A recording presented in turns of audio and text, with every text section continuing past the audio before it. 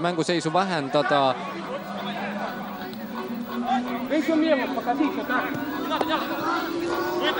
Kuid siiski, ikkagi karistuslöök ja Marek Markson, kes on täna juba löönud mitmeid otsustavaid väravaid ja teeb endale väikse sellise nii-öelda onnikese. Ja nüüd vaatame, Toomas Wilson vastu Marek Markson ja seis on 2-1.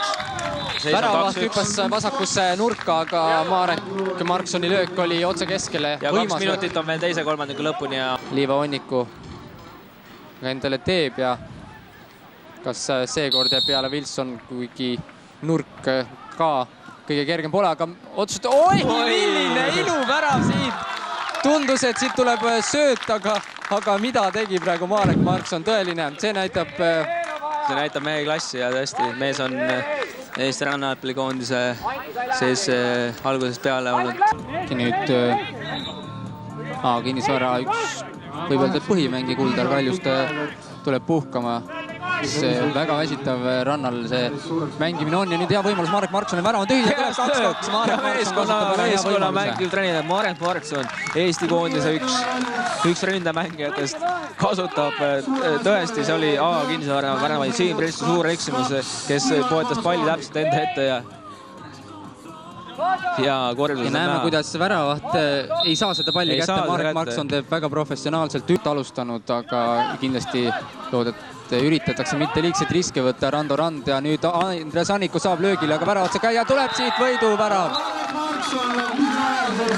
Kuid lisaaega mängitakse siiski 3 minutit ja mitte kuldse väravani, vaid mängitakse see 3 minutit lõpuni ja hetkel Võnnipeet Nõmme emotsioonid liiga laes ja vaatame, kuidas see värav sündis. Andres Anniku vasaku jala löök.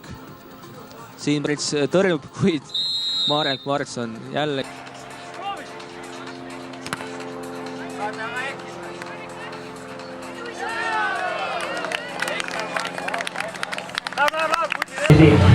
Eesti meistrite liiga selle tuleb arvestada kooli ja 5. Need on Nõmme BSC triovõit ja Nõmme Kalju.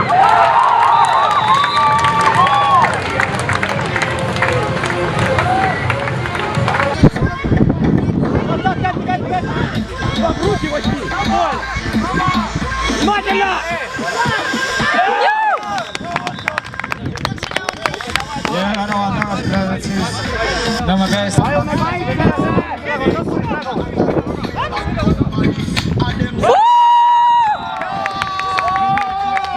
Ja sellist väravat ei osanud oodata Marek Markson.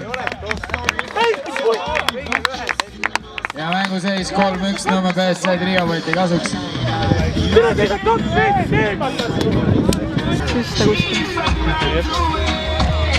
Pane täna.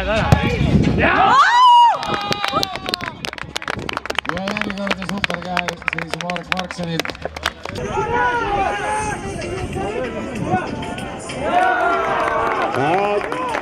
Kolm-kaks mänguseisuks Marek Marksonilt, teine värav vist mängus.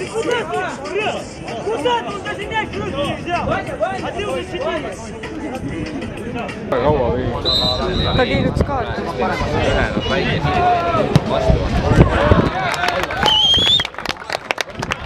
Ja Markson. Äsjastise värava lööjad siis Marek Markson. Nõmme BSC Olüpet juhtimas. Nüüd läheb tugevamaks.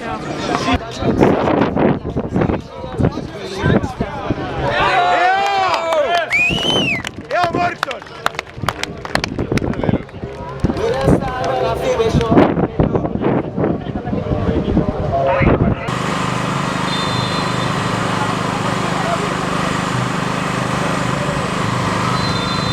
Jaa. Markson pani. Väga hea. Väga raske. Kurrad juba varsti teine hakkab lõppena. No. Väga raske. Eelmise mängu võitnud BSC Tander Häkker juhtimas, väga hea löök siit Rain Hindrimäelt eile ainsas mängus ja juba esimene värav. Vanameister Marek Markson. Tere tulemast siis ka minu poolt Nõmme BSC Olüpet siis valgetes särkides ja BSC Alfa no vaatame, ütleme ja 2-0, super kombinatsioon ja nõmmekad teevad kombinatsioonide peatajad ja loomulikult ei keegi muu kui Marek Markson, kes on, kas tal on veel mingi käik, mis suudab seda mängukäiku muuta? Ja värav! Marek Markson käib. See oli uskumatu selles mõttes, et tegelikult Marksoni löök ei tulnud välja. Ta tahtis panna sellist käärelööki ja tuli siin poolkäär ja väga ootamatult ringile ja poolkäär ja ring ei liikunud ka. See oli raske tal võtta. Ja.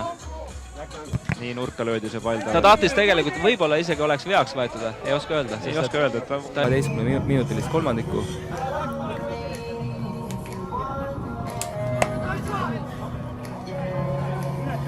Aleksander Zaharov.